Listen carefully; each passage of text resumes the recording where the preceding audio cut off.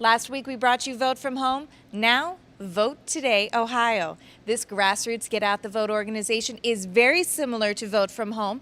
Basically, come to Ohio and mobilize the early and absentee voters. It's going to be a close one here. It's going to be a really close election, so every vote really counts. And we're trying to really impress that upon people. Tate Hausman is one of the Vote Today Ohio founders. I've been living in Ohio since August. I'm not from Ohio. Originally, I was born in Chicago and moved around a lot. Lived in San Francisco for a little while. Lived in New York. Hausman is registered with the Working Families Party in New York, and state records show he currently owns an apartment in the Big Apple with his wife. The Franklin County Board of Elections received Hausman's completed absentee ballot on October 15th. And there's more. According to the Franklin County registration lists, 2 other Vote Today Ohio founders registered to vote using the same address, 1979 North 4th Street. This 4th Street duplex doubles as the 3 organizers' temporary home and headquarters. Amy Little is another Vote Today Ohio organizer, and she is also registered to vote in New York.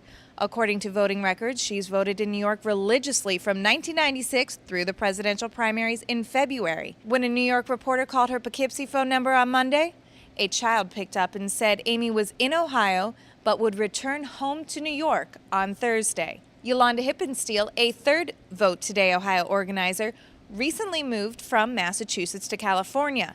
Her LinkedIn professional profile currently lists her as an outreach director at Free Press in the San Francisco Bay Area.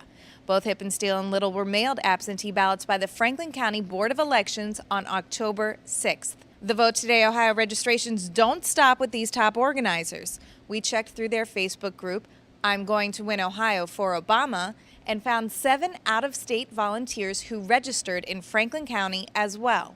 Would you encourage your out-of-state volunteers who don't come from swing states to register and vote in Ohio and kind of take part of a super vote?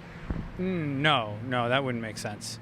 I mean, it wouldn't, and as far as I know, I don't think anyone has done that. It makes sense for people who are residents here, but I don't think it makes sense for volunteers who come here for a week to do that. And when I asked Hausman about his own registration?